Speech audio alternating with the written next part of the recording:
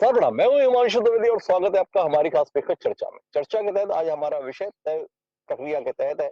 आखिरकार चुनाव आयोग ने बहुप्रतीक्षित गुजरात विधानसभा चुनाव के लिए तारीखों का ऐलान कर दिया। उम्मीद तो ये की जा रही थी कि जिस दिन हिमाचल प्रदेश के लिए चुनाव आयोग चुनाव की तारीखों का ऐलान करेगा, साथ में गुजरात के संदर्भ में भी करेगा।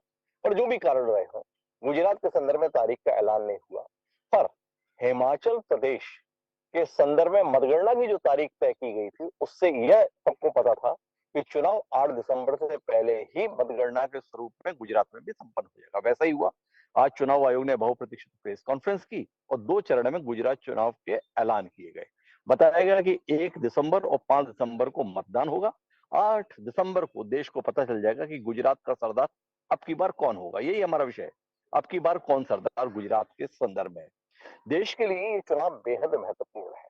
भारतीय जनता पार्टी के 2 दिग्गज नेताओं की साख गुजरात के संदर्भ में दांव पर है और एक नेता की साख हिमाचल के संदर्भ में दांव पर है। हिमाचल प्रदेश से ताल्लुक रखने वाले जेपी नड्डा इसमें भारतीय जनता पार्टी के राष्ट्रीय अध्यक्ष है। और गुजरात के संदर्भ में बात करें तो देश के प्रधानमंत्री और देश के गृह मंत्री अर्थात नरेंद्र मोदी एवं अमित शाह की प्रतिष्ठा इस विधानसभा चुनाव के साथ जुड़ी हुई है। आज नरेंद्र मोदी को जिस मुकाम पर देश दुनिया में देखा जाता है, उसकी बुनियाद गुजरात से थी। गुजरात एक अभेद किले के रूप में परिवर्तित किया नरेंद्र मोदी ने और गुजरात से चलते चलते वह देश के लिए भी सियासत में पर्याय हो गए। पर गुजरात जब से छोड़ा है नरेंद्र मोदी ने, तब से भाजपा के लिए समस्या बना हुआ है। पहले आनंदीबेन पटेल, फिर विजय रूपाणी और अब भूपेन्द्र पटेल के रूप में भारतीय जनता पार्टी के प्रयोगों का सिलसिला जारी है। और यह भी दिखाई देता है कि गुजरात भले ही गढ़ के तौर पर है, पर उस गढ़ में समय के साथ दरारें पड़ रही है। तो क्या इस विधानसभा चुनाव में होने जा रहा है? पिछली बार अर्थात 2017 में कांग्रेस पार्टी ने कड़ी चुनौती दी। 182 सीटें हैं गुजरात विधानसभा के संदर्भ में। उस 182 में से भारतीय जनता पार्टी 100 सीटें जीत पाने में भी नाकाम रही थी। वहीं भारतीय राष्ट्रीय कांग्रेस ने 77 सीटों पर जीत हासिल की थी। 99 सीटों पर भाजपा थी, 6 अन्य को मिली थी।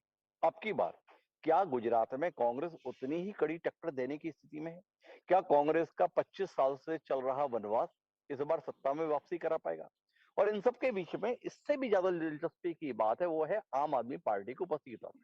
आम आदमी पार्टी ने 2017 में 29 सीटों पर चुनाव लड़ा था, लेकिन वह कुल 29,000 वोट मुश्किल प्राप्त कर पाई थी। पिछले चुनाव में मात्र 29,000 वोट हासिल करने वाली आम आदमी पार्टी को इस समय राजनीतिक प्रेक्षक एक कड़ी चुनौती के तौर पर देख रहे हैं।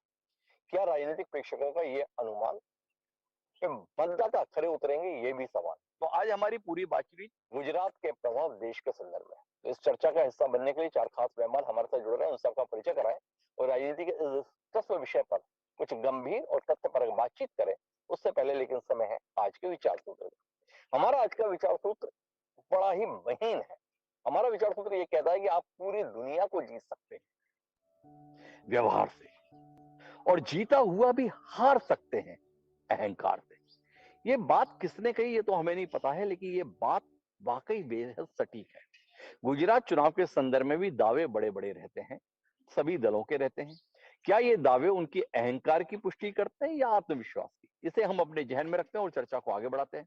हमारे साथ इस चर्चा का हिस्सा बनने के लिए 4 खास मेहमान जुड़ रहे हैं। हमारे साथ में भारतीय राष्ट्रीय कांग्रेस के राष्ट्रीय प्रवक्ता सुरेंद्र राजपूत जी खासतौर पर इस चर्चा का हिस्सा बनने के लिए मौजूद है। भारतीय जनता पार्टी का पक्ष रखने के लिए उनके प्रवक्ता गुलरेज शेख जी भी हमारे साथ जुड़ चुके हैं। आम आदमी पार्टी जो तीसरी ताकत के तौर पर मैदान में देखी जा रही है, उसके प्रवक्ता के तौर पर ओम कोतवाल जी हमारे साथ हैं। और इन तीनों के बीच में देश के जाने माने राजनीतिक समीक्षक वरिष्ठ पत्रकार गिरिजा शंकर जी भी हमारे साथ हैं। आप सभी का स्वागत है। चर्चा की शुरुआत सुरेंद्र राजपूत जी से करते हैं और सुरेंद्र राजपूत जी से इसलिए करते हैं कि गुजरात एक दर्द है, गुजरात एक तकलीफ है, गुजरात एक उलझन है, जिसको कांग्रेस 2.5 दशक से सुलझाने की कोशिश कर रही है, जिस दर्द से उबरने की कोशिश कर रही है, पर हाथ हमेशा असफलता आ रही है। इस बार क्या सोच रहे हैं, जानने में हम सबकी दिलचस्पी है। सुरेश जी, राहुल गांधी पदयात्रा पर हैं, नए अध्यक्ष कमान संभाले हुए हैं, सोनिया गांधी घोषित तौर पर है सही, अघोषित तौर पर ही रही, एक दर्शक के तौर पर ही दिखाई देती है। इन सबके बीच में गुजरात को लेकर क्या उम्मीद? हिमांशु भाई, आपकी अपनी मीमांसाएं बहुत अच्छी हैं और उन मीमांसाओं से हम कहीं ना कहीं धनात्मक ऊर्जा प्राप्त करते हैं। गुजरात के चुनाव घोषित हो गए और इस चुनाव की घोषणा ही अपने आप में जिस तरीके से घोषित हुए हैं वो भारतीय जनता पार्टी की हताशा, निराशा और अहंकार को दिखाती है कि आप गुजरात में सिर्फ प्रधानमंत्री जी के मन का करने के लिए, कुछ घोषणाएं करने के लिए, जो आप पिछले 27 सालों से काम नहीं कर पा रहे, वो आखिरी के 5, 7, 10 दिनों में करने के लिए आपने एक प्रेस कॉन्फ्रेंस अलग से चुनाव आयोग से करवाई और चुनाव आयोग को भी मजबूर किया कि आप इसके लिए अलग रखें। आपके सामने है सारी चीजें। ये माना जाता है कि 6 महीने के अंदर जिन असेंबलीज की स्थितियां हों एक साथ चुनाव कराने की आगे पीछे भी, तो वो 6 महीने का अगर अंतर है तो एक साथ आप चुनाव करा दीजिए और एक साथ आप मतगणना कर लीजिए। मतगणना तो वहीं की वहीं रही, वो रखनी भी थी, नहीं तो इनको अभी 40-50 दिन का अंतर और करना पड़ता। खैर, ये हमारा विषय नहीं।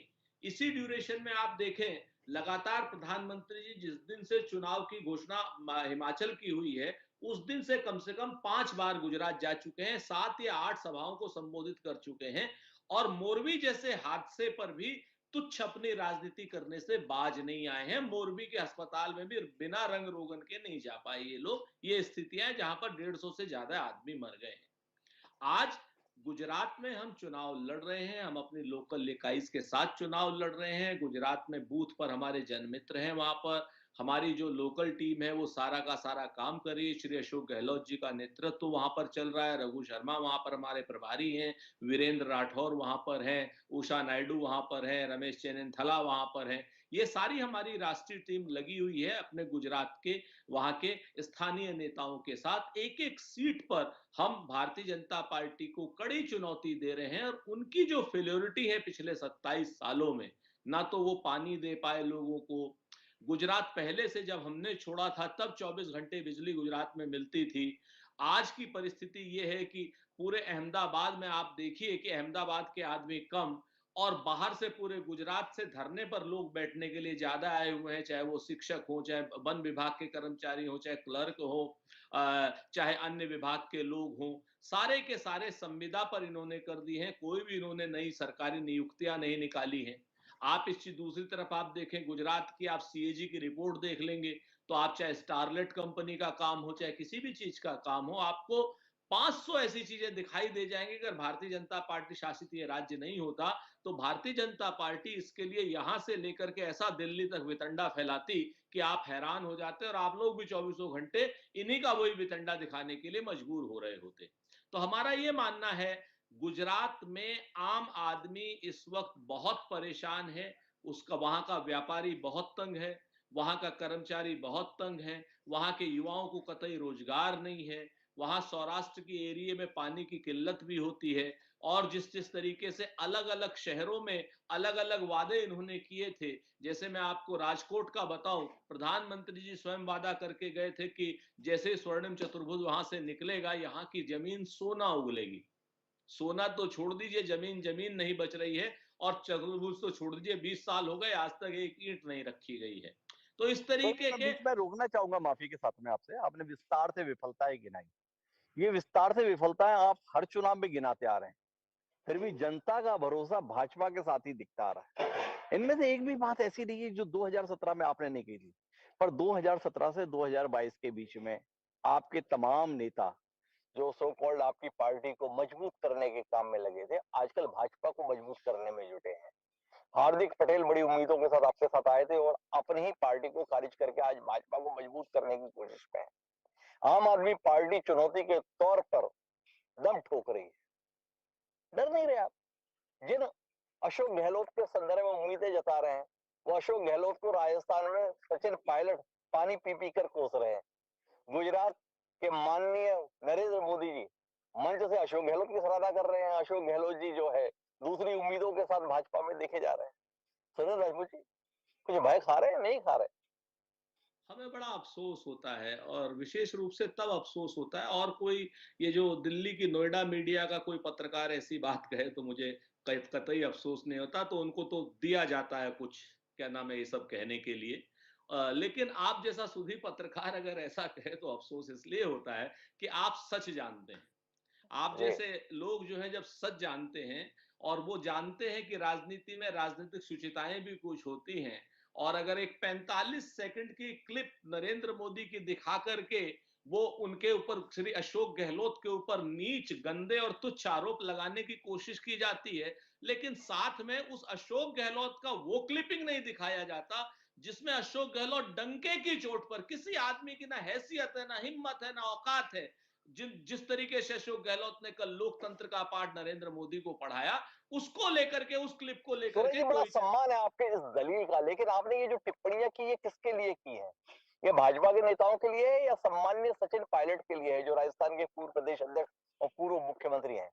क्योंकि अशोक गहलोत की तारीफ को लेकर तंज सचिन पायलट ने कसा। उन्होंने कहा कि ऐसी तारीफ राज्यसभा में गुलाम नबी आजाद के लिए भी हुई थी, अब अशोक गहलोत के लिए हुई है।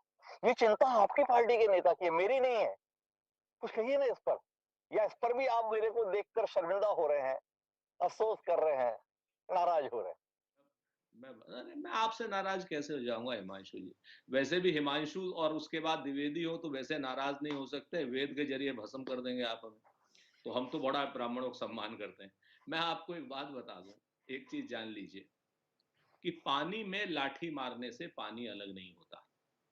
जी। जिस संदर्भ में श्री सचिन पायलट ने बात कही, उसी संदर्भ को आप लीजिए। उन्होंने प्रधानमंत्री जी की चतुरता को, चालाकी को और प्रधानमंत्री जी को इंगित करने की कोशिश की, अशोक गहलोत साहब को नहीं। अशोक गहलोत साहब सचिन पायलट के भी पिता तुल्य हैं और हम सब लोगों के लिए राजस्थान के गांधी हैं, और उनके गांधी परिवार से रिश्ते और कांग्रेस से रिश्ते तर्क शक्ति से परे हैं, वो स्वयं कह चुके हैं। इसलिए मुझे ऐसा लगता है कि सचिन पायलट को इसमें बख्श देना चाहिए आप लोगों की तरफ से। हमें तो पता है कि सचिन पायलट ने ऐसा चलिए, कुछ सचिन नहीं पायलट को कहा। हम बख्श देते हैं। हालांकि अशोक गहलोत जी ने नहीं बख्शा। अशोक गहलोत जी ने कहा ऐसे बयान नहीं देने चाहिए। हो सकता है सुरेश राजपूत जी आगे अशोक गहलोत जी से भी आग्रह करें कि सचिन पायलट को बख्श दीजिए। लेकिन मैं अब गुरुदेव शेख जी के पास चलना चाहता हूँ। भारतीय जनता पार्टी एक बार फिर मैदान में, गुरुदेव जी। जिस सरकार के नुमाइंदों को भाजपा खुद खारिज कर चुकी है, क्या उम्मीद करें? इस बार जनता भी खारिज कर देगी। अपने मुख्यमंत्री, अपने सारे मंत्री साल भर पहले स्वयं भाजपा ने घर बिठा दिए, क्या उम्मीद करें?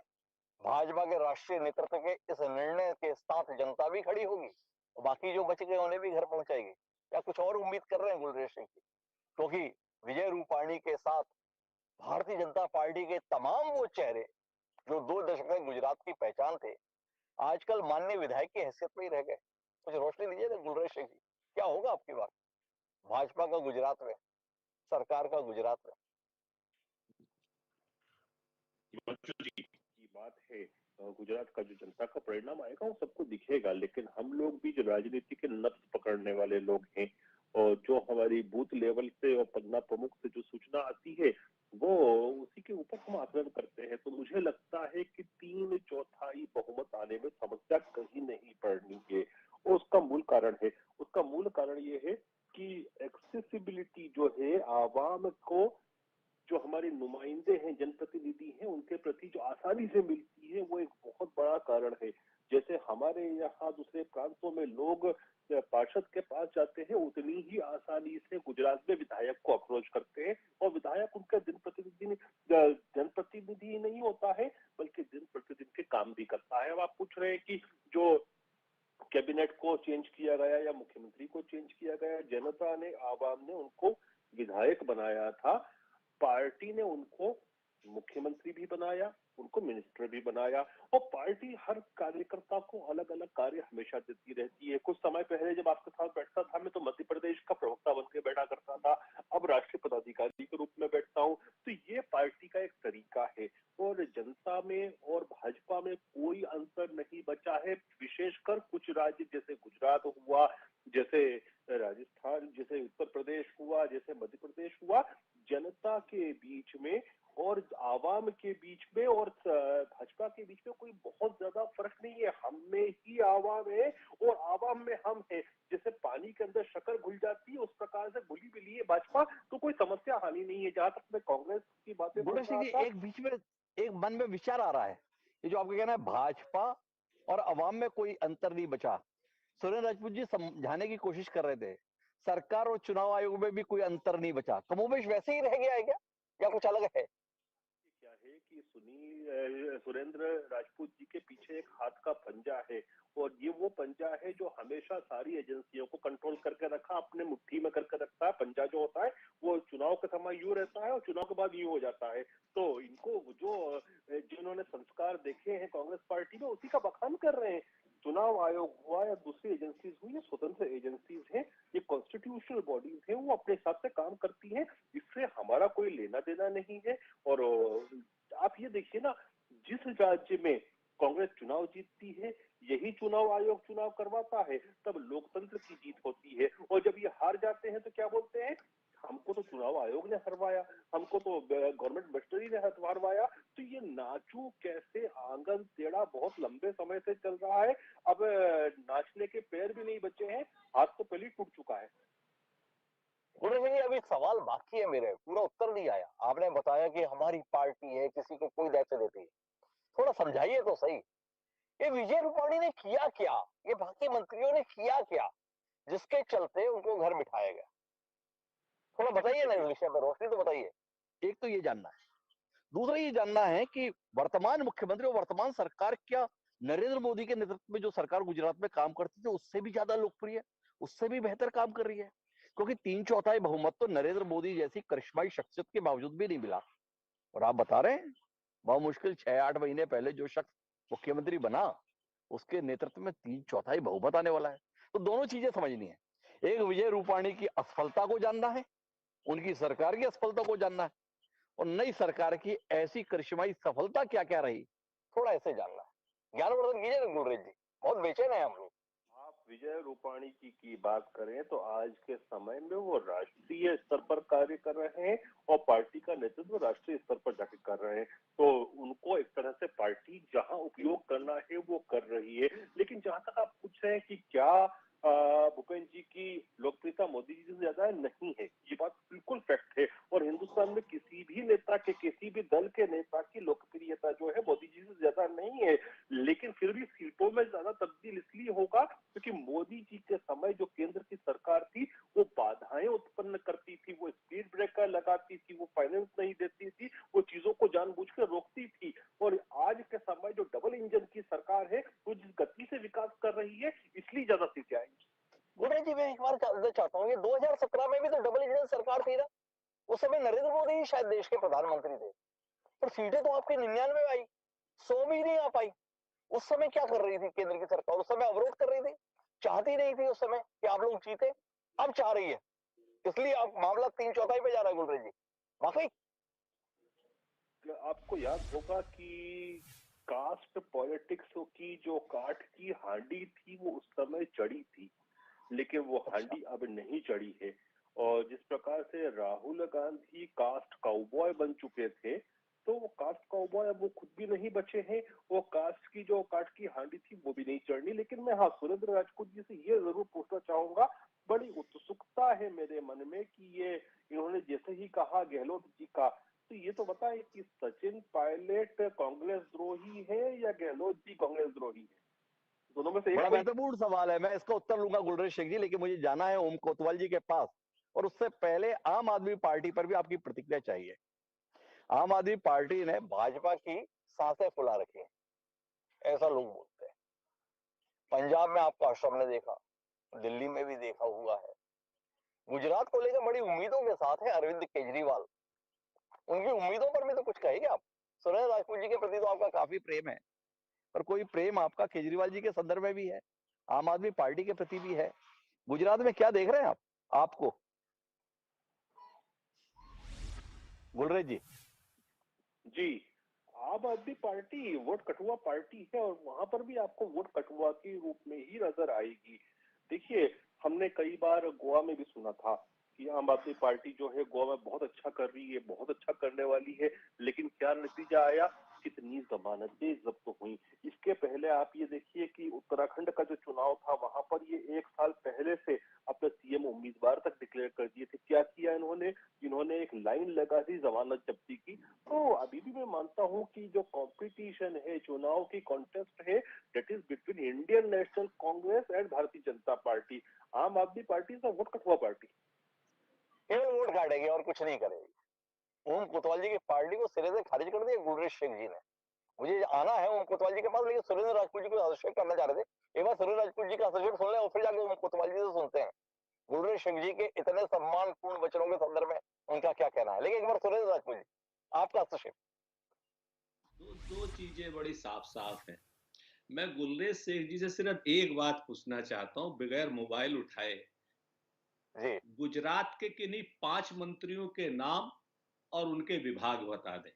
मैं मान जी लूंगा कि जितना ये सब कुछ कह रहे थे सब सच। जी सिर्फ 5 मंत्रियों के नाम और उनके विभाग बता दें खाली, और गुलरेज कुछ जी ना बहुत करें। इच्छुक है सुरेंद्र राजपूत जी आपके जीके को जानने के लिए। क्या नहीं, आप तो इस ये जीके की परीक्षा को देना चाहेंगे या मैं ओम कोतवाल जी के पास बढ़ जाऊं?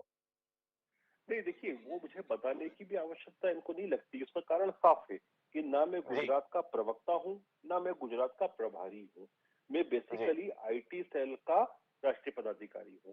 लेकिन एक राजनैतिक वैसे भी विश्लेषक, सुरेंद्र राजपूत जी का सवाल बहुत प्रासंगिक नहीं है। क्या है, माननीय नरेंद्र मोदी जी है, तो नरेंद्र मोदी जी है तो उसमें सब कुछ समाहित है। कहाँ सुरेंद्र राजपूत जी आप दो दल के चक्कर में पड़े हैं? आपने गणेश जी की कहानी पढ़ी है ना, शिव पार्वती के साथ बैठे हैं, कार्तिकेय जी पूरी दुनिया का चक्कर लगाते रहे, गणेश जी ने जो है शिव पार्वती के चक्कर लगा लिया, काम हो गया। तो कुल मिला के नरेंद्र मोदी जी को जानते हैं, गुलरेज सिंह जी इतना पर्याप्त है, इसके बाद किसी की जरूरत नहीं है। बहरहाल मैं ओम कोतवाल जी के पास चलता हूँ और ओम कोतवाल जी आपसे जानना चाहता हूँ, दो राज्यों में प्रचंड बहुमत की सरकार होने के बावजूद भी देश का सबसे बड़ा राजनीतिक दल आपकी कोई हैसियत गुजरात में मानने के लिए तैयार नहीं है। क्या कहेंगे आप इस पर? जी जी, इसमें बात यह है कि अगर आप नैरेटिव देखेंगे तो प्रधानमंत्री खुद जाके पहली बार गुजरात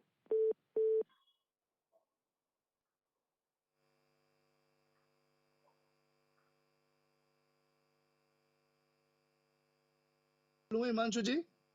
जी यूं को तो हाँ, जब आ तो रही है आवाज। प्रधानमंत्री पहली बार एक मॉडल स्कूल इनोग्रेट करने जाते हैं। शिक्षा पे पहली बार गुजरात में बात हो रही है 27 साल में पहली बार। देखिए हिमांशु जी, हमारी जो पार्टी है वो है आम आदमियों की पार्टी है, जो ये कांग्रेस और भाजपा की दोनों की मिली जुली साजिशों से तंग आ चुकी है। आप देखिए 2017 में जैसे आपने कहा कि कांग्रेस 11 सीट जीतने से ही रह गई थी, वरना सरकार बना लेती। बहुत बढ़िया परफॉर्मेंस था कांग्रेस का। लेकिन फिर क्या हुआ, कितने सांसद यहाँ से वहां चले, कितने कितने कितने विधानसभा मेंबर यहाँ से वहां चले गए। तो ये जो भाजपा और कांग्रेस के बीच का जो प्यार है, उससे फ्रस्ट्रेट होकर हमारी पार्टी खड़ी हुई है। और हमारी पार्टी, हिमांशु जी, हमारी पार्टी सिर्फ राजनीति करने नहीं आई है, हमारी पार्टी व्यवस्था बदलने आई है। और ये दिखता है जब प्रधानमंत्री को आना पड़ता है एक स्कूल को इनोग्रेट करने के लिए, और फिर पता चलता है कि वो मॉडल स्कूल था, वो ऐसे सेटअप किया गया था, उसमें हमारे पार्टी के मेंबर्स जाते हैं, उनको डिटेन किया जाता है। ये तो अगर हमारा नैरेटिव नहीं हमने स्ट्रॉन्ग किया तो क्या किया है ओम हमारी जो कोतवाल जी पार्टी मैं है। जानना चाहता हूं, माफी चाहूंगा बीच में, आपने कहा कि हम तो बदलाव के लिए आए हैं, ये कौन सा बदलाव लाए आप? गांधी के गुजरात में चुनाव लड़ने जा रहे हैं और देश की मुद्रा पे गांधी जी के तस्वीर मात्र को पर्याप्त नहीं महसूस करते हैं, पत्र लिखते हैं अरविंद केजरीवाल, गणेश जी और लक्ष्मी जी की फोटो लगाइए, हमारी अर्थव्यवस्था में सुधार हो जाएगा, हाथ जोड़ के अपील करते हैं। इसी बदलाव के लिए आई है आम आदमी पार्टी, इसी बदलाव के लिए आए हैं अरविंद केजरीवाल। गुजरात के गांधी को गुजरात के चुनाव में ही खारिज कर दे रहे हैं। क्या कहेंगे ओम कोतवाल जी? लेकिन बात यह है कि हम यहाँ पे राजनीति करने नहीं, सिर्फ हम यहाँ पे पूरी व्यवस्था बदल रहे हैं। और आप देखिए कि प्रधानमंत्री को आके स्कूल का इनोग्रेशन करना पड़ता है, उनको हमारे सामने कुछ ना कुछ चीजें बोलनी पड़ती है। अरविंद केजरीवाल के सामने फेक न्यूज फैलाते हुए पोस्टर लगाए जाते हैं। पहले सिर्फ व्हाट्सएप यूनिवर्सिटी चलाते थे ये लोग, अब इनको पोस्टर लगाने पड़ रहे हैं। तो ये जो पूरी जो दिक्कत है, ये दोनों पार्टियों को है। और कांग्रेस जो है वो कुछ अंश तक भारतीय जनता पार्टी के बहुत बहुत सारे लोग इसके अंदर घुस चुके हैं, और ये इनसे तंग आके। अब मैं रुक करता हूं जाने माने राजनीतिक विश्लेषक गिरिजा शंकर जी का, और गिरिजा शंकर जी सीधे आपके पास रुक करता हूं। सबसे पहली प्रतिक्रिया तो आपकी इस संदर्भ में चाहिए, महज 2 राज्यों में चुनाव, लेकिन उसके बावजूद भी तारीखों के ऐलान में एक बड़ा अंतर, इस अंतर को लेकर कोई टिप्पणी आपकी? एक और दूसरा आपसे जानना चाहता हूं, गुलरेज शेख दावा कर रहे हैं 3/4 बहुमत से, इस दावे के साथ हैं गिरिजा शंकर जी या इस दावे के आसपास भी नहीं है गिरिजा शंकर जी? दोनों पर आपकी टिप्पणी। जहां तक चुनाव की तारीखों के ऐलान का सवाल है, तो इलेक्शन कमीशन के सामने बहुत सारे कंसिडरेशन होते हैं और उस लिहाज से मैं उसको किसी राजनीतिक नजरिए से नहीं देखना चाहता। दूसरी बात, जो बीजेपी के प्रवक्ता का दावा है, तो ये राजनीतिक दावा है जो हर पॉलिटिकल पार्टी दावा करती है कि हम 3/4 लेके आएंगे। बहुत सारे राज्यों में बीजेपी, अमित शाह ने ये दावे किए थे और उन दावों का हश्र हुआ, ये हमने देखा है। तो राजनीतिक दावों पर कोई बात करना उचित नहीं है। ये जरूर है कि इस बार का चुनाव बेहद दिलचस्प होने वाला है, क्योंकि पहली बार आम आदमी पार्टी पूरे दमखम के साथ इस चुनाव मैदान में है और एक दूसरे की पार्टियों को उनके नेता जरूर खारिज करते रहेंगे, लेकिन जिस आक्रामकता के साथ आम आदमी पार्टी ने अपना चुनाव प्रचार शुरू किया है, उसने शुरुआती दौर पर जो पब्लिक डोमेन में जो पिक्चर उभर के आई, उसमें ऐसा लगा कि पूरा का पूरा मुकाबला जो है वो आम आदमी पार्टी और बीजेपी के बीच में है। कांग्रेस कहीं नजर नहीं आई। आप पिछला चुनाव देखेंगे तो राहुल गांधी खुद जितने शिद्दत के साथ, जितने मेहनत के साथ और जितनी नई नई रणनीति के साथ वो चुनाव प्रचार में की अगुवाई कर रहे थे, उसका फायदा कांग्रेस को मिला और बीजेपी को 99 सीट पर सिमटना पड़ा। इस बार राहुल गांधी चुनाव के दृश्य में अब तक नहीं है और चूंकि वो पदयात्रा में है, तो मैं नहीं समझता कि वो चुनाव प्रचार में कहीं हिस्सा ले पाएंगे। ये एक बहुत बड़ी चुनौती कांग्रेस के सामने मैं देख रहा हूँ। चुनाव की तारीख अनाउंस हो गई, अब इसके बाद कांग्रेस अपनी पब्लिक डोमेन में अपनी सक्रियता कितनी दिखाती है, वो देखने वाली बात होगी। जहां तक आरोप प्रत्यारोप और उपलब्धियों के बखान का सवाल है, तो जो कांग्रेस के प्रवक्ता गुजरात चुनाव के संदर्भ में जो सरकार की असफलता गिना रहे हैं, कल राजस्थान या किसी और कांग्रेस शासित राज्य में चुनाव होगा तो ये काम बीजेपी करेगी। सवाल सिर्फ ये है कि लगातार बीजेपी 27 साल से सरकार में कैसे बनी हुई है, इस बात को समझना बहुत जरूरी है। जब किसी भी राज्य में सरकारें लगातार रिपीट होती हैं, तो इसका ये बिल्कुल मतलब नहीं है कि वो सरकारें बहुत अच्छा काम कर रही हैं, बहुत बेहतर काम कर रही हैं या लोगों में उनका जनाधार बढ़ा है। बहुत कुछ इस बात पर भी निर्भर करता है कि उसका कोई विकल्प उस राज्य में उपलब्ध है या नहीं। यदि कांग्रेस या दूसरी कोई पार्टी अपने आप को एक विकल्प के रूप में प्रस्तुत करती है, जनता में वो विश्वास पैदा करती है कि वो विकल्प के रूप में है, तो सत्ताधारी दल का सत्ता से हट जाना चुनाव में ये बहुत स्वाभाविक होता है। लेकिन जहां जहां भी जिस पार्टी की सरकारें लगातार सत्ता में बनी हुई हैं, चाहे उड़ीसा में बिजू पटनायक की सरकार देख लें, चाहे एक दौर में सीपीएम की सरकार थी पश्चिम बंगाल में, जब तक ममता बनर्जी ने अपने आप को एक वायबल ऑल्टरनेटिव के रूप में पेश नहीं किया, सरकारें वहां की चलती रही। उड़ीसा में ऐसी कोई स्थिति नहीं है। गुजरात में जो स्थिति है उसमें वही विकल्पहीनता का जो फायदा बीजेपी को मिलता रहा है और जाहिर है कि इस चुनाव में जब आम आदमी पार्टी अपने पूरे दमखम के साथ मैदान में होगी, तो इस त्रिकोणीय मुकाबले में कौन किसके वोट काटेगा और किसको इस वोट कटने का फायदा होगा, ये देखना बहुत दिलचस्प होगा। मैं गिरीश शंकर जी 2 सवाल आपसे करना चाहता हूँ। क्या आप इस संदर्भ में कोई टिप्पणी नहीं करेंगे कि आखिर चुनाव से ठीक साल भर पहले गुजरात में भारतीय जनता पार्टी ने केवल मुख्यमंत्री नहीं बल्कि पूरी सरकार बदल दी? क्या ये अपने आप एक स्वीकारोक्ति नहीं है सरकार की विफलता के तौर पर? पहला सवाल। दूसरा आपसे जानना चाहता हूं कि क्या आम आदमी पार्टी की इतनी सशक्त उपस्थिति सत्ता विरोधी वोटों के बंटवारे का सबब नहीं बनेगी? क्या आप नहीं मानते हैं कि सत्ता विरोधी वोट का बंटवारा कहीं ना कहीं भाजपा को फायदा पहुंचाएगा? इन दोनों विषयों पर आपका इतना लंबा अनुभव है, तो टिप्पणी करेंगे? जब भी एक नेतृत्व परिवर्तन होता है राज्यों में, किसी भी पार्टी की सरकार में, तो ये मानकर ही किया जाता है कि इस चेहरे के सहारे वो पार्टी चुनाव नहीं जीत रही है। तो जाहिर है कि एक साल पहले बीजेपी को लग गया था कि ये जो मुख्यमंत्री हैं या ये जो सरकार जो मंत्रिमंडल है, वो चुनाव का सामना करने में बहुत सक्षम नहीं है और उन्होंने बदला। दूसरी बात आप देखेंगे कि बीजेपी के अंदर जो राज्यों का नेतृत्व है वो बहुत गौण होता जा रहा है। यूपी और मध्य प्रदेश को छोड़ दें तो बाकी जो राज्य हैं वहां पर उनके जो मुख्यमंत्री हैं वो कोई बहुत चेहरा के रूप में सामने हो ऐसा नहीं है। और ये माना जाता है कि नरेंद्र मोदी के चेहरे पर राज्यों के चुनाव लड़े जाएंगे। इस बार तो मुझे लगता है कि बीजेपी ने ये नीतिगत निर्णय ले लिया है कि जो भी राज्यों के चुनाव होंगे वहां पर नरेंद्र मोदी का चेहरा सामने रखकर चुनाव लड़ा जाएगा, राज्य के नेतृत्व को सामने नहीं किया जाएगा। दूसरी सवाल आपने कहा कि आप आम आदमी पार्टी के सत्ता संदर्भ में विरोधी वोटों का बंटवारा, वोटों का बंटवारा जो है, वोटों का बंटवारा तो होगा।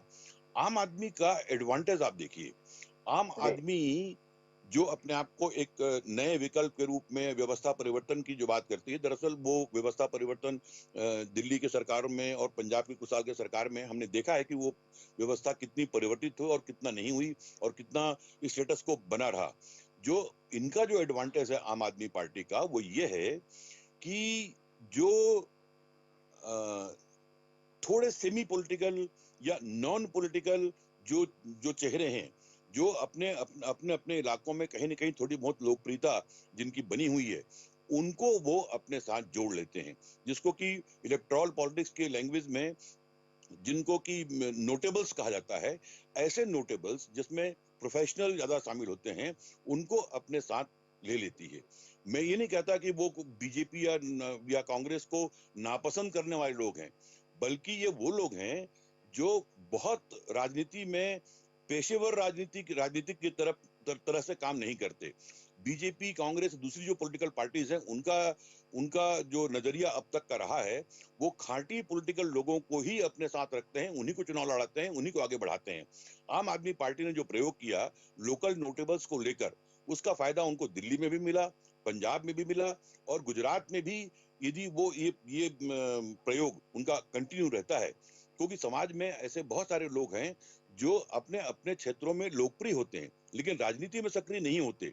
यदि ऐसे लोगों को राजनीति में सामने लाया जाए, ये प्रयोग हमने कई बार देखा है, तो उसका फायदा मिलता है। तो आम आदमी पार्टी को उसका फायदा जुड़ा हुआ है। गुजरात में उनको वो ये प्रयोग किस तरह से करते हैं, किस रूप में करते हैं और कितना फायदा मिलता है, ये आने वाले समय में देखने को मिलेगा।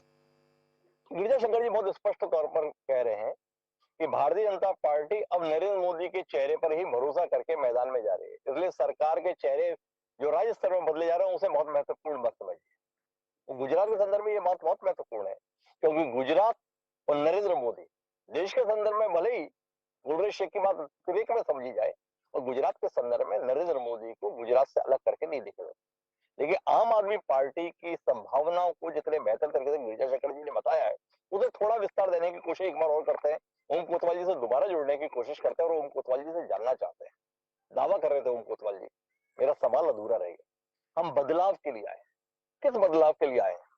गुजरात में चुनाव है, गुजरात की महान विभूति रहे महात्मा गांधी, वो महात्मा गांधी भारतीय करेंसी के ऊपर अंकित दिखते हैं और आपके पार्टी के राष्ट्रीय प्रमुख दिल्ली के सम्माननीय मुख्यमंत्री अरविंद केजरीवाल को वो चेहरा पर्याप्त नहीं लगता। पत्र लिख रहे हैं नरेंद्र मोदी जी को 130 करोड़ भारतवासियों की ओर से कि आप लक्ष्मी जी और गणेश जी की तस्वीर लगाएं। थोड़ा बताइए ना, गुजरात में ही गांधी जी को खारिज करते हुए आप गुजरात की जनता का भरोसा चाह रहे हैं। ओम कोतवाल जी, कैसे? गांधी जी को बिल्कुल ही खारिज नहीं कर रहे हैं। हमारे पार्टी के रूट्स के अंदर गांधी जी बसे हैं। हम एक गांधीवादी पार्टी है, हम एक गांधी आंदोलन से निकली हुई पार्टी है। हमारा एक गांधीयन आंदोलन था। और अगर आप हमारे माननीय अरविंद केजरीवाल जी, दिल्ली के चीफ मिनिस्टर जी, उनका स्टेटमेंट सही से देखेंगे तो यहाँ आदरणीय महात्मा गांधी जी का फोटो हटाने की बात बिल्कुल ही नहीं हो रही है। ये एक भावनापूर्ण एक रिक्वेस्ट की गई थी केजरीवाल जी से कि दिवाली का महोत्सव था, उनके मन में ये विचार आया कि वहाँ पे एक अच्छे जेस्चर की तरह, जैसे कोई भी बच्चा अपनी नई किताब कॉपी लेते वक्त उसके ऊपर ओम लिख देता है तो शुभ रहता है, अच्छा रहता है, वैसी एक अच्छी सी शुभ चीज हो जाए तो बढ़िया रहेगा ये देश के लिए। और ये चीज इंडिया मतलब गांधी पर्याप्त नहीं है ना, महात्मा गांधी पर्याप्त नहीं है करेंसी के लिए, उसके लिए लक्ष्मी जी का और गणेश जी का लाया जाना जरूरी है। थोड़ा स्पष्ट करिए ना ओम कोतवाल जी। हिमांशु जी, हमने कभी भी गांधी जी का फोटो हटाने की बात नहीं की। वो भाजपा गांधी जी का फोटो पर्याप्त नहीं, इतना तो आपने माना ना। मैं कब कह रहा हूँ कि आपने गांधी जी का फोटो हटा के लक्ष्मी गणेश को चाहा। गांधी जी का फोटो पर्याप्त नहीं है, इसमें लक्ष्मी जी और गणेश जी को और छापिए, ये तो आपने कहा ना, या इससे इनकार है आपका? बिल्कुल नहीं, बिल्कुल इनकार है इसका। अगर आप 20 रुपए की नोट देखेंगे तो वहाँ पे एक मॉन्यूमेंट बना होगा, 100 रुपए की नोट देखेंगे तो उस पर दूसरा मॉन्यूमेंट बना होगा। उसका मतलब क्या ये होता है कि 100 रुपए के नोट के लिए गांधी जी का फोटो पर्याप्त नहीं है? बिल्कुल गलत बात है। हर नोट के हिसाब से पीछे जहाँ पे लिखा होता है, गवर्नर की जो प्रॉमिसरी नोट होती है उनके पास ही अगर आपके वॉलेट से निकाल के फोटो देखेंगे तो अलग। अच्छा, एक और बात बताइए, चलिए ओम कोतवाल जी, आपने नोट के संदर्भ में ये माना कि अगर लक्ष्मी जी और गणेश जी आएंगे तो करेंसी के लिए बहुत अच्छा होगा। ये आपके स्कूल भी अच्छे हुए तो हर एक स्कूल में सरस्वती की प्रतिमा स्थापित करा दी है, सरस्वती की पूजा अनिवार्य कर दी है, क्योंकि जैसे धन के संदर्भ में लक्ष्मी जी हैं, विद्या के संदर्भ में सरस्वती है। वो आम आदमी पार्टी के द्वारा अपने स्तर पर हो सके उसके लिए माननीय मोदी जी की जरूरत नहीं है, केजरीवाल सरकार ने कर दिया ऐसा।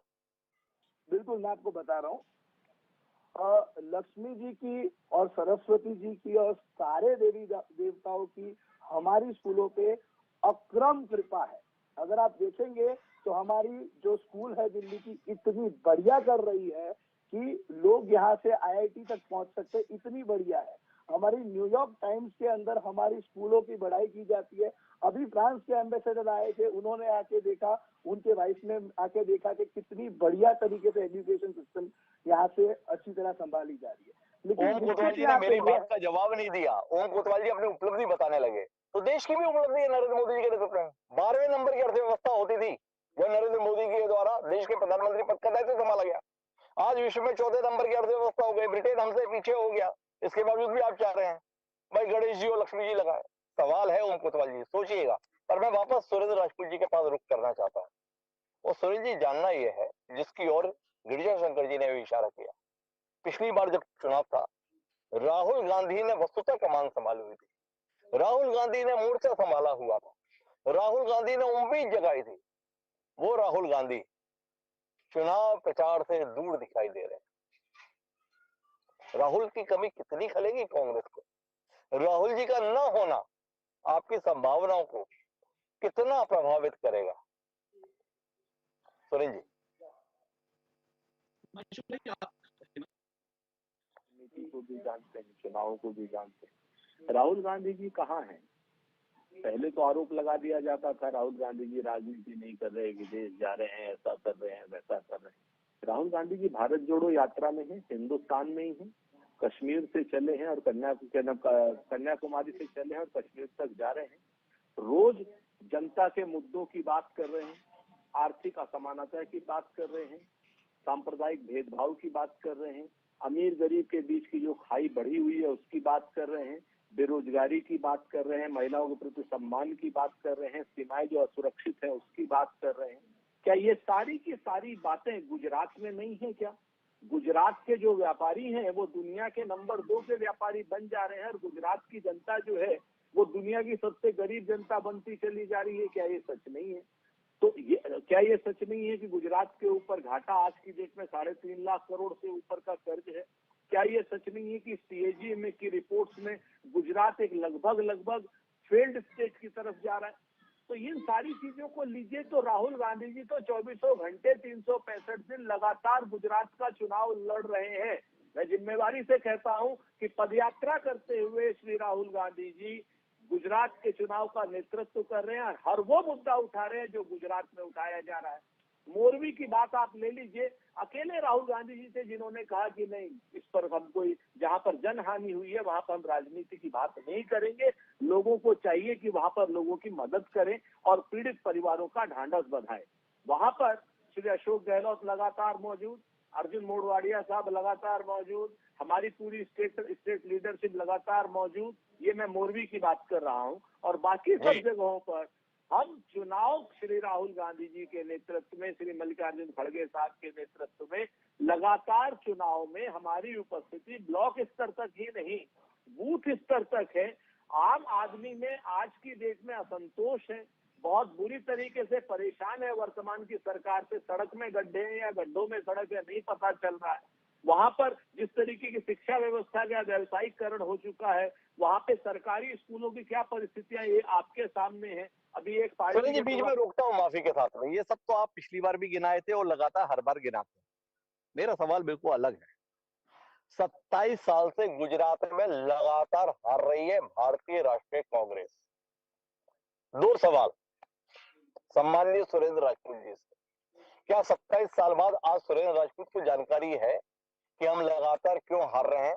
एक, और इस बार ऐसा क्या करने जा रहे हैं जिसके चलते ये हार एक बार फिर आपका हिस्सा ना बने? दो सवाल है। मैं सुरेंद्र राजपूत जी, लगातार क्यों हारे और अब की बार क्या करेंगे कि ना हारे? दो बातें बड़ी साफ है हिमांशु भाई। कहते हैं ना कि करते भी चलो, बढ़ते भी चलो, बाजू भी बहुत है, सर भी बहुत, और चलते ही चलो कि अब डेरे मंजिल पे ही डाले जाएंगे। हम लोग हिमांशु जी की तरीके से नहीं है कि चैनल खाली चलाते हो। सच बात ये, राजनीति में आपका काम करना आपके हाथ में होता है और रिजल्ट देना जनता जनार्दन के हाथ में होता है। जनता जनार्दन इतनी ऊब चुकी है पिछली बार 27 सालों से। हमें पूरी उम्मीद है कि जिस तरीके से आप 2007 से लगातार देखिए कांग्रेस की लोकप्रियता में उत्तरोत्तर बढ़ोतरी हो रही है और पिछली बार मात्र 8 सीटों का अंतर रह गया था। हमें ऐसा लगता है इस बार कि जिस तरीके से गुजरात मॉडल पूरी तरीके से फेल हुआ है, चाहे वो मोरबी के हादसे के रूप में देख लीजिए, चाहे वो शिक्षकों की संविदा के रूप में देख लीजिए, चाहे वो बंद दरोगाओं की संविदा के रूप में देख लीजिए, किसी को पक्की नौकरी नहीं मिली है। आज की डेट में गुजरात की जनता कांग्रेस के असलियत के वादों को, चाहे कांग्रेस का राइट टू इंफॉर्मेशन हो, चाहे राइट टू एजुकेशन हो, चाहे राइट टू फूड हो, चाहे मनरेगा हो, और चाहे अन्य लोकप्रिय योजनाएं हो, जितनी भी योजनाओं की आप बात करेंगे, उन सारी चीजों को कांग्रेस ने जहां जहां इम्प्लीमेंट किया उनको देखते हुए कांग्रेस गुजरात की जनता हमारी तरफ देख रही है और एक पूर्ण बहुमत की सरकार हमें देगी, ऐसा हमारा विश्वास है। अभी गिरिजा शंकर जी ने अब पूर्ण बहुमत की सरकार आप बना लेंगे सुरेंद्र राजपूत जी, तो ये ओम कोतवाल जी और अरविंद केजरीवाल जी क्या करेंगे? इनके लिए क्या काम छोड़ने जा रहे हैं आप? ऐसा एक बात बताएं मुझे, ये इनका अपना राजनीतिक दल है, मुझे इन पर इनकी तरीके से टिप्पणी नहीं करनी कि मैं तो राम की औलाद, कृष्ण की औलाद हूँ, बाकी सब क्या नाम कंस की औलाद है, ऐसा है वैसा है, और मैं तो ऐसे करूंगा। मैं इनके ऊपर इसलिए ज्यादा टिप्पणी नहीं करना चाहता कि राजनीति एक सीरियस काम करने की तरीके है। राजनीति में रावण, कंस, ये वो सब चीजें नहीं आती हैं। जिस तरीके से अरविंद केजरीवाल जी चार्टर्ड प्लेन से उठ करके भारतीय जनता पार्टी के कार्यकर्ता के घर खाना खाने जाते हैं, उस ऑटो ड्राइवर के, और उसके बाद फिर चार्टर्ड अकाउंटेंट फ्लाइट से उड़ करके चले जाते हैं। जनता आपके सारे नाटक नौटंकी देख रही है और 24 घंटे नाटक नौटंकी करने वालों के नाम पर जनता, मुझे नहीं लगता विश्वास करेगी। पंजाब की जनता ने विश्वास किया, उसके बदले में उनको क्या मिल रहा है आपके सामने है। आज की डेट में वहां की सरकारी कर्मचारियों को क्या नाम तनख्वाहें नहीं मिल पा रही है। आज की डेट में आज पराली जब वहां का किसान क्या नाम वो हो रहा है तो उसके खिलाफ मुकदमे हो रहे हैं और पंजाब सरकार कह रही है कि साहब दिल्ली की सरकार नहीं करने दे रही है। अरे भाई, आज तो आपके पास पंजाब की सरकार है, पहले जब दिल्ली की सरकार थी कहते पंजाब वाले दिल्ली का धुआं खराब कर रहे हैं। आज आप कह रहे हो कि साहब दिल्ली की केंद्र की सरकार, कल की डेट में आपको क्या अमेरिका की भी सरकार दे देगी हिंदुस्तान की जनता। देखिए, ये पलायनवादी लोग हैं, ये लोग ढेला मार करके भागने वाले लोग हैं, पलायनवादी लोग हैं, नॉन सीरियस लोग हैं। सुरेश राजपूत जी खारिज कर दे रहे हैं आम आदमी पार्टी को। मुझे जाना तो है गुलरेज सिंह जी के पास, पर ओम कोतवाल जी के लिए इतनी बड़ी टिप्पणियां हो जाए, वो कोतवाल जी से पूछा भी ना जाए, ऐसा जुल्म थोड़ी कर सकते हैं। जी कोतवाल जी, क्या कहना है? सुरेश राजपूत जी ने तो बिल्कुल ही आपके सम्मान में क्या क्या कह दिया।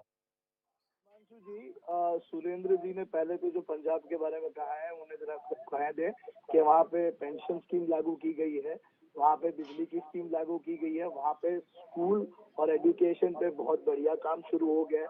उन्होंने तो इतने सालों सरकार चलाई है, गुजरात में भी 35 साल सरकार चलाई होगी। क्या हो गया, क्यों नहीं जीत पाते?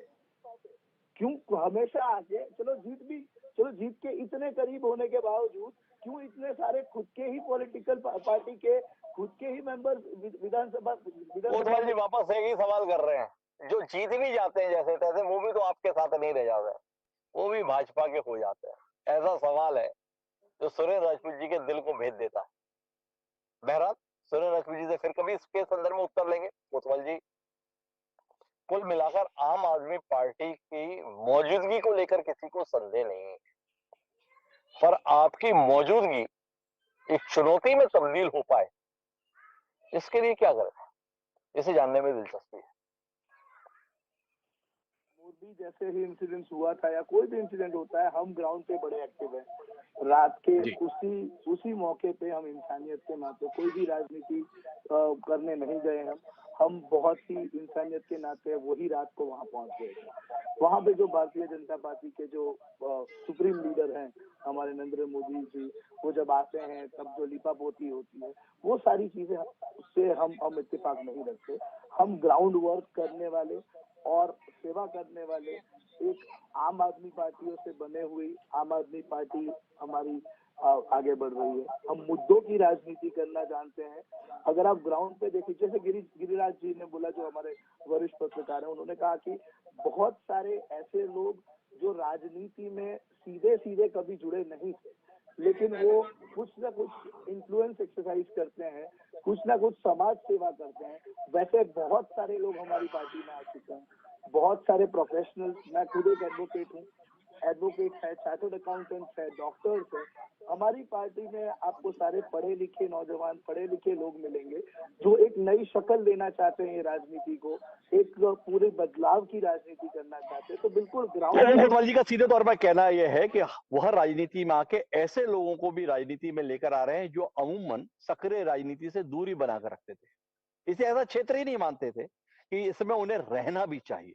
पर आम आदमी पार्टी ने अपनी प्रक्रिया, अपने तरीके से उन लोगों के मन में यह विश्वास पैदा करने में सफलता हासिल की कि उन्हें भी राजनीति का हिस्सा बनना चाहिए और देश के लिए कुछ करने के संदर्भ में अपनी भूमिका निभानी चाहिए। इसी आधार पर वह गुजरात में भी उम्मीद कर रहे हैं। मैं एक बार फिर गुलरेज सिंह जी के पास चलता हूँ जानने के लिए और फिर आखिरी टिप्पणी के लिए गिरिजा शंकर जी के पास आऊंगा।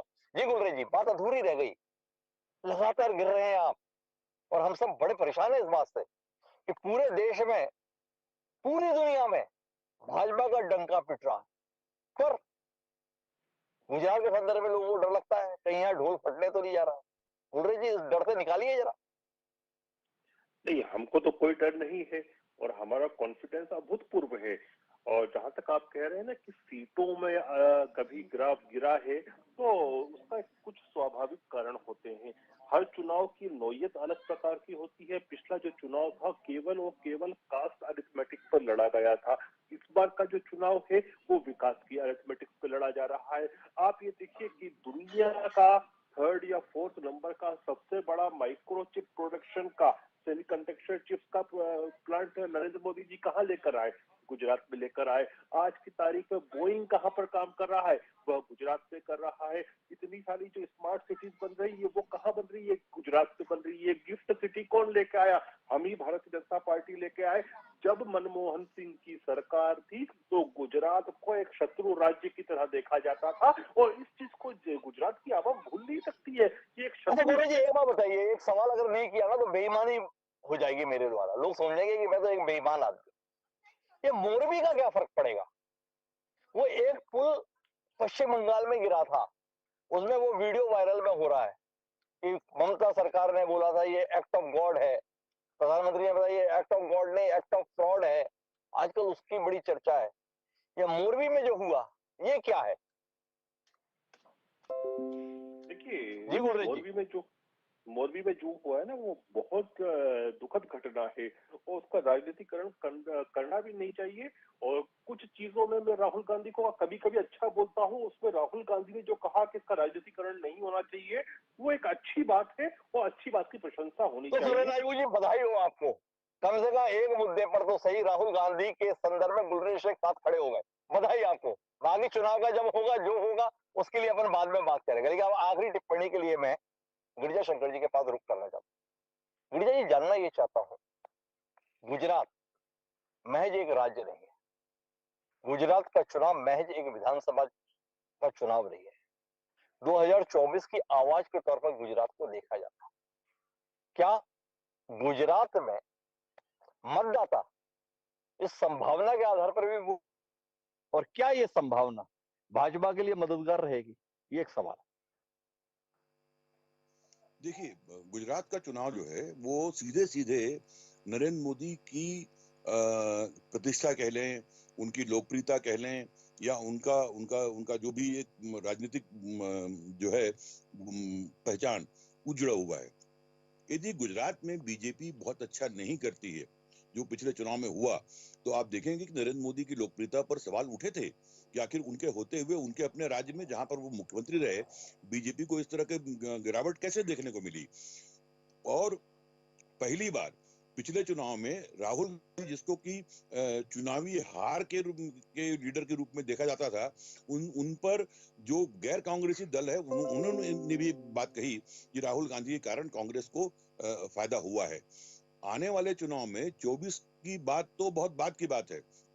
अभी ये देखना होगा कि जिस तरह से प्रधानमंत्री नरेंद्र मोदी इस चुनाव में सक्रिय हैं और जिस तेजी के साथ में, आक्रामकता के साथ में वो चुनाव प्रचार में लगे हुए हैं, दूसरी तरफ एक राहुल गांधी की जो अनुपस्थिति चुनाव में होगी, जो भारत जोड़ो यात्रा में जो उनकी जो मुद्दे उठा रहे हैं, जो बात कर रहे हैं, उसका कोई गुजरात चुनाव से जो संबंध सुरेंद्र जी रख रहे हैं, मैं उसको सहमत नहीं हूं। अलबत्ता मैं राहुल गांधी के एक बयान की बहुत तारीफ करूंगा और मुझे लगता है कि कांग्रेस के लिए ये बहुत जरूरी बात थी जो उन्होंने कही है, और जो तमाम 24 के लिहाज से तमाम जो राजनीतिक प्रेक्षक विपक्षी एकता और एंटी बीजेपी स्टैंड और तमाम चीजों को लेकर जो कुहासे की बात करते हैं, वो कुहासा बहुत बहुत हद तक एक बयान ने साफ कर दिया है, जो मैंने आज ही पढ़ा है। उन्होंने कहा है कि गैर बीजेपी दल होना पर्याप्त नहीं है, यदि आपका स्टैंड बीजेपी और संघ के खिलाफ है तो ही हम उनके साथ हैं। एक बहुत बड़ा वैचारिक स्टैंड उन्होंने लिया है। उसको 2024 के संदर्भ में देखता हूं, लेकिन 2022 में जो होने वाले गुजरात के चुनाव हैं या हिमाचल के चुनाव हैं, वहां पर सरकार की सफलता या असफलता बहुत मायने नहीं रखेगी। मायने ये रखेगी कि जो विपक्षी दल हैं वो यदि अपने आप को एक क्रेडिबल ऑल्टरनेटिव के रूप में, एक वायबल ऑल्टरनेटिव के रूप में जनता में विश्वास पैदा कर सकते हैं, तभी बीजेपी को नुकसान होगा। अन्यथा उनकी सफलता असफलता से उनको बहुत नुकसान मैं नहीं देख रहा हूं। तो कुल मिलाकर अगर हम बातचीत के मर्म पे पहुंचे तो गिरिजा शंकर जी की टिप्पणी के साथ ही खड़े होते हैं। उनका कहना है कि भाजपा के बने रहने में एक बड़ा कारण विपक्ष का जनता में अपने प्रति भरोसा पैदा न कर पाना है। क्या इस चुनाव में बीजेपी के मुकाबले विरोधी दल भारतीय राष्ट्रीय कांग्रेस या आम आदमी पार्टी एक विकल्प के तौर पर अपने आप को साबित कर पाएंगे, ये जानने में हमारी दिलचस्पी रहेगी। गुजरात का चुनाव देश के लिए बेहद महत्वपूर्ण और इन राजनीतिक दलों के लिए। हम गुजरात को लेकर आगे भी बात करते रहेंगे, पर इतना तय है कि इस बार गुजरात के संदर्भ में भले ही गुलरेज शेख कहें 3/4 बहुमत के संदर्भ में, पर भाजपा को बहुमत प्राप्त करने के लिए भी संघर्ष करना पड़ेगा। अतीत के परिणाम इस बात के गवाह। अब भाजपा की बाधा कांग्रेस रहती है या आप, ये तो आज को ही पता चलेगा, पर इतना तय है बाधाएं हैं। आप सभी मेहमानों का बहुत बहुत धन्यवाद हमारे साथ चर्चा का हिस्सा बनने के लिए। समय है अब आज की प्रासंगिक पंक्तियों का। हमारा आज का शेर ये कहता है कि एक आंसू भी हुकूमत के लिए खतरा है, एक आंसू भी हुकूमत के लिए खतरा है, तुमने देखा नहीं आंखों का समुंदर होना। मुनव्वर राणा ने जो ये बात कही थी, ये जनता की ताकत के संदर्भ में है। कोई भी दल मगरूरी में ना रहे। अगर जनता के स्तर पर ठान लिया जाता है तो बड़े से बड़ी हुकूमत को भी धराशायी कर दिया जाता है। तो चाहे कोई भी राजनीतिक दल हो, चाहे पक्ष में या विपक्ष में, उसे चिंता करनी है तो जनता की। देखें जनता अपना भरोसा किस दल के प्रति बनाती है। बहरहाल आज के इस कार्यक्रम में इतना ही। कल फिर मिलेंगे नए विषय के साथ। मुझे दीजिए इजाजत।